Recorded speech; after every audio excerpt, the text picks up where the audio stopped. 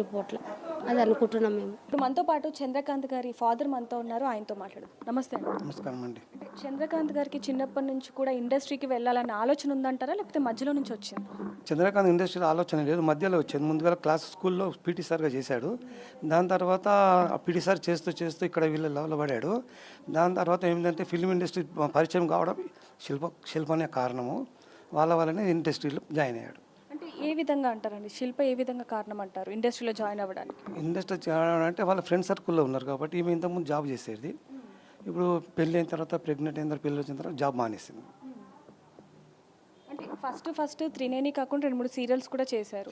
అప్పుడు అంతా కూడా బాగానే ఉండేవారు, పిల్లల్ని శిల్ప గారిని బాగానే చూసుకునేవారు. ఇద్దరు పిల్లలు పుట్టే వరకు మంచిగానే ఉన్నాడు. తన భార్య పిల్లలతోటి మాతో కూడా మంచిగా ఉండేవాడు. ఈ 5.5 years నుంచే ఈ త్రినేని సీరియల్ వచ్చిన తర్వాత వాళ్ళు సీరియల్ దాని కూడా ఫ్రెండ్స్ పోయి ఇంతవరకు వచ్చింది. అంటే చిన్నప్పుడు ఎలా ఉండేవాళ్ళు? చిన్నప్పుడు చాలా మంచిగా ఉన్నాడు, క్లవర్గా ఉంటాడు, చాలా ఫుల్ ప్రెషర్గా ఉంటాడు, చాలా స్ట్రాంగ్ బాడీ అతనిది. ఎవరికి లొంగేవాడు, 10 మందిని సంజాయించి ఓకే చేసి చెప్పించేవాడు.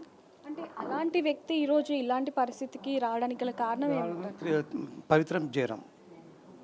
మా లైఫ్ ఖరాబ్ కావడము, నాశనం కావడము, వీళ్ళందరినీ విడిపోవడం, రోడ్డు మీదకి రావడం పవిత్ర జయరాం. అంటే మామూలుగా యాక్సిడెంట్ అవ్వక ముందు వరకు మీకు తెలుసా అండి వాళ్ళిద్దరి విషయం గురించి? మాకు ఎందుకంటే మొబైల్లో వస్తున్నాయి, రోజు యూట్యూబ్లో రోజు వస్తున్నాయి, మేము ఫోన్లో చూస్తున్నాము. తప్పుగా పెడుతున్నారు చెప్పి ఒకరోజు పిలిచి మందలించడం జరిగింది. 10 మంది తిట్టడం జరిగింది. మీరు మాకేం చేసి మీరు మాకేమని ఇస్తున్నారా, మీరు మాకేం పెడుతున్నా, నా ఇష్టం నేను చేసుకుంటాను చెప్పి వెళ్ళిపోయాడు. మళ్ళీ రాలేదు మొన్నటి వరకు. అంటే పవిత్ర జయరాం అని యూట్యూబ్ ఛానల్ కూడా ఒకటి ఉందండి. దాంట్లో చూసుకుంటే అన్నీ కూడా వీళ్ళిద్దరివే ఉన్నాయి, వీడియోస్ కానీ షార్ట్స్ కానీ అన్నీ. అప్పుడు మీకు ఎలాంటి అనుమానం రాలేదు? వస్తుంది మరి, మనం కలిసి ఉన్నాం తెలుసు. ఎంత వాళ్ళు బెడ్రూమ్లో ఉన్నది పెడుతున్నారు, బయట తిరిగేది పెడుతున్నారు, పబ్లో ఉన్నది పెడుతున్నారు, స్విమ్మింగ్ పూల్ ఉన్నది పెడుతున్నారు. బయట ఈమె రోడ్డు మీద పోతే లేడీస్ మా శిల్ప గారి కోడల్ని నీకు భర్తనా ఆమెకు భర్తనా అని అడిగేవారు. ఆమె తల కిందికి వేసుకొని ఇంటికి వచ్చేవారు. అది చాలా ఫోన్లో పెట్టి చూపించేవాళ్ళు, వాళ్ళిద్దరు కలిసి ఇంటికి పంపించేవాళ్ళు. మా కుటుంబంలో, మా కులంలో, మా బంధువులు అందరూ పిలిచి మమ్మల్ని అడుగుతున్నారు, ఏంటిది మీ కొడుకు ఇట్లా చేస్తూ, ఏంటిది కొడుకు చేస్తే. నేనేం చేయాలి సార్, తను రాతను కనలేదు, పెళ్లి చేసి ఇచ్చిన, వాడు ఉండలేదు. ఇప్పుడు ఈమెను కావాలని ఈమెను వెంటబడిండు, ఈమెను కాదని చెప్పి ఇంకొకరు వెంటబడుతున్నాడు. ఇట్లా ఎన్ని రోజులు మోసం చేస్తారు మీ కొడుకు అని చెప్పి మమ్మల్ని అడిగితే మేము ఒకరోజు పిలిచి మందలించాం సార్. ఇప్పుడు చంద్రకాంత్ గారికి కూడా ఇద్దరు చిన్న పిల్లలు ఉన్నారు. మరి తప్పు అని వాళ్ళకి తెలియక చేశారంటారా, లేకపోతే ఏంటంటే సినిమాల ప్రభావం దీని మీద ఎక్కువగా ఉందంటారా? ఎందుకంటే ఒక సీరియల్లో కూడా వీళ్ళిద్దరూ అక్క తమ్ముడు క్యారెక్టర్లు కూడా చేశారు. అలాంటిది వీళ్ళిద్దరు మారడానికి గల కారణం ఏంటంటారు? అంటే సినిమాల ప్రభావమేనా? సినిమాల ప్రభావం మరియు సీరియల్ ప్రభావం. అంటే ముందు సీరియల్స్లో ప్రతి ఒక్కరు కూడా ఒక చిన్న నెగిటివ్ ఉందండి. మరి ఆయన సీరియల్లోకి వెళ్తా అన్నప్పుడు మీరు వద్దు అన్నట్టు కానీ, లేకపోతే కొంచెం జాగ్రత్తగా ఉండమని ఇలాంటివి ఏం చెప్పలేదు? అది వాళ్ళ పేరు అయింది, పిల్లలు అయిన తర్వాత మా దగ్గర రావడం బంద్ చేశారు మేడం. మా దగ్గర రావడంలో వాళ్ళకి వేరే ఇల్లు చూసుకున్న వేరేగా ఉన్నారు.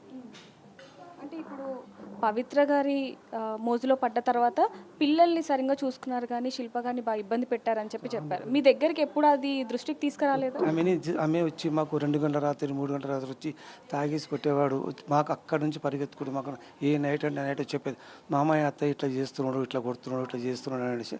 మేము అక్కడ పోయేవారు గయబ్, ఈ వేరే చోటుకి వెళ్ళిపోతాడు. మేము వచ్చి అడుగుతామనేసి ఉండడు. ఇక ఏ రాత్రి వచ్చి ఆ రాత్రి మాకు చెప్పుకునేది ఆమె, నా కూతురు లాంటిది ఆమె. అలా చెప్పుకునేవాడు, ఇట్లా చేశాడు. అంటే 10 సంవత్సరాలు ప్రేమించి పెళ్లి చేసుకున్నారు, పెద్దలు నొప్పించి. మరి ఈ విధంగా ఎందుకని? ఇంకోటి, ఇప్పుడు పవిత్ర గారు అలాగే చందు గారు ఇద్దరు కూడా ఒక రూమ్ తీసుకున్నారు ఒక ఫ్లాట్లో. అది విషయం మీకు తెలుసా అండి? ఒక ఫ్లాట్ తెలియదండి మేడం. అది నాకు ఎప్పుడు తెలిసిందంటే రీసెంట్లీ 17వ తారీఖు మాకు కనబడతలేడు, వస్తలేడు, ఫోన్ చేస్తే ఫోన్ లిఫ్ట్ చేస్తాడని చెప్పి మాకు అనుమానం వచ్చి ఒక 3 పిల్లల్ని బండి ఇచ్చి మణికొండ పంపించాం. ఆమె మరి ఇక్కడ కూడా అక్కడనే ఉంటాడని చెప్పాడు. చెప్తే వాడు పోయి కనుక్కున్న కరెక్ట్ రూమ్లో ఉన్నాడు. ఫోన్ చేస్తే రింగు అవుతుంది ఫోన్ అతనిది. వాచ్మెన్ పిలిచినాము. వాచ్మెన్ పిలిస్తే నేను డోర్ మాత్రం 10ంటికి వచ్చాడు సార్. అతను 10ంటికి వచ్చి టీ అడిగాను, టిఫిన్ అడిగాను, ఇవ్వలేదు, వద్దన్నాడు. చేసి వచ్చాను, నేను డోర్ ఉంటుంది కొంచెం రెస్ట్ తీసుకోవడం చెప్పి పడుకున్నాడు. అంతే లాస్ట్గా. దాని తర్వాత ఫోన్ వచ్చింది అక్కడి నుంచి, పోలీస్ వాళ్ళు చేశారు.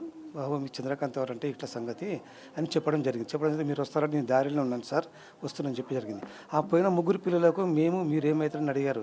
మేము ఫ్రెండ్స్ కంటే యాజ్ పర్ రూల్గా మేము డోర్ తీయలేము, పేరెంట్స్ రావాలా, ఫ్రెండ్ రావాలి, అన్న రావాలా, తండ్రి రావాలా, భార్య రావాలా, తల్లి వస్తే మేము అప్పుడు ఓపెన్ చేస్తామంటే నేను పోయిన తర్వాత అప్పటికి డోర్ తీయలేవాళ్ళు. ఎట్లా తీయాలని చెప్పి మేము వాచ్మెన్ పోలీసులు అడిగింది. బాబు దాన్ని ఒకసారి కిక్ కొట్టు, తలుపు ఒక లాత కొడితే డోర్ ఓపెన్ అయింది మేడం. మాకు లోపలికి ఎక్కడ పోయి ఇలా పోలీసులు నా దగ్గరనే ఉన్నాడు. పోయి ఇక్కడ డోర్ ఓపెన్ కాగానే అది బాల్కనీలో హ్యాంగింగ్ అయ్యి ఉన్నది బాడీ. అది ఓకే మేడం, కరెక్టే మేడం.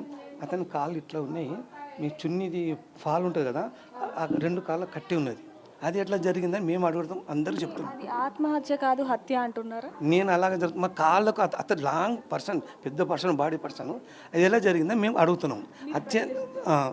హత్య అంటారా మీరు ఆత్మహత్య అంటారా? మాకు అది ఎట్లా అతనికి వంగదు. హ్యాంగింగ్ చేసుకున్నాక ఇది వేసుకున్నాక హ్యాంగింగ్ చేసుకోరాదుగా మేడం, అది వేసుకున్నాక ఇది చేసుకోరాదు కదా, మాకు అది కావాలి మేడం.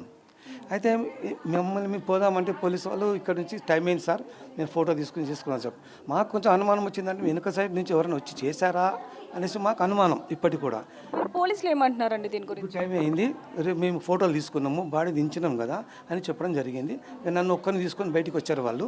బయటకు వచ్చిన తర్వాత ఆ ముగ్గురు ఉన్న పోయిన పిల్లలతోటి బాడీ దించిపించి బెడ్షీట్ వేసి బెడ్షీట్లో పడుకోబెట్టారు, చొక్కా ఇప్పారు.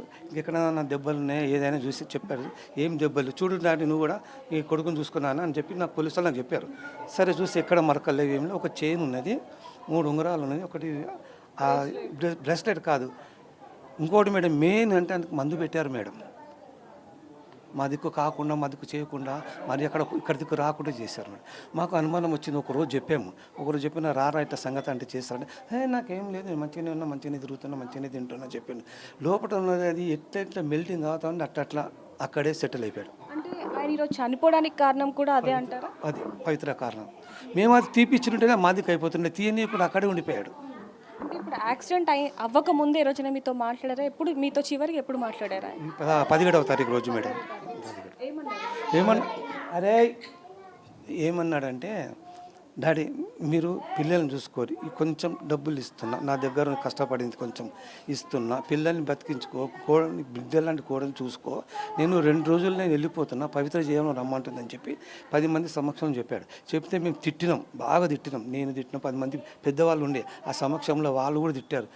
లేదు నేను నా డాడీతో అట్లా కాదు, ఇట్లా ఏం చేసుకో, నేను పిరికొన్నా, నేను ఎన్ని సెటిల్మెంట్ చేయాలి మా ఫ్రెండ్ సర్కిల్ అని చెప్పి చెప్పడం జరిగింది. మళ్ళీ నెక్స్ట్ టాపిక్ తర్వాత అదే లాస్ట్ మేడం. అంటే కొన్ని వీడియోస్లో కూడా చూసుకుంటే పవిత్ర చనిపోయాక నేను డిప్రెషన్లో ఉన్నాను, ఆవిడే గుర్తుకొస్తుంది, పడుకున్నా కూర్చున్నా అని చెప్పి ఆయన ఏడ్చిన సన్నివేశాలు కూడా ఉన్నాయి.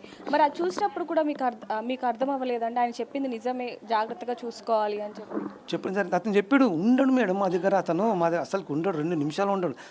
చెల్లె పిలిచింది, దాన్న చాయ్ తాగుతారా అంటే ఇప్పుడే వస్తాను తప్పించుకుని పోయాడు. రాలే, ఆ రోజు కూడా రాలేదు ఇక్కడికి. నేను ఇన్సూరెన్స్ పైసలు తీసుకొస్తా, కారు డ్యామేజ్ అయింది కదా దానికోసం పోతున్నా, పిల్లల కోసం చేస్తామని చెప్పడం జరిగింది. అదే మాట లాస్ట్. మిమ్మల్ని అంటే పెళ్ళయ్యాక మిమ్మల్ని ఏ విధంగా చూసుకునేవారు? మాకు వాళ్ళకి సంబంధం లేదు మేడం, మమ్మల్ని ఏది చూసుకునే వాడలేడు. మమ్మల్ని 30 సంవత్సరాల నుంచి టార్చర్ పెడుతున్నాం, బదులామైనాం, దెబ్బలు పడ్డాం. ఎక్కడో ఒకడు పొట్లాట వస్తారు, ఇంట్లో చేరితే వాళ్ళు వచ్చి మా మీద అటాక్ చేస్తారు. ఒక్కరోజు మమ్మల్ని నిమ్మలంగా ఉండని అయ్యామని.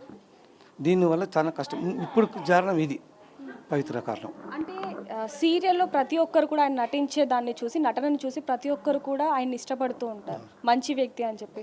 మరి ఇంట్లో ఎందుకు ఈ విధంగా ఉండేవాళ్ళు? అంటే మిమ్మల్ని కొట్టడం, శిల్ప గారిని సరిగ్గా చూసుకోకపోవడం, ఇదంతా చెయ్యడు. ఆమె తాగి వచ్చి 2 గంటల రాత్రి 3 గంటల రాత్రి వచ్చి తాగడము, కొట్టడము, తిట్టడము, బజార్లో ఉర్రడము.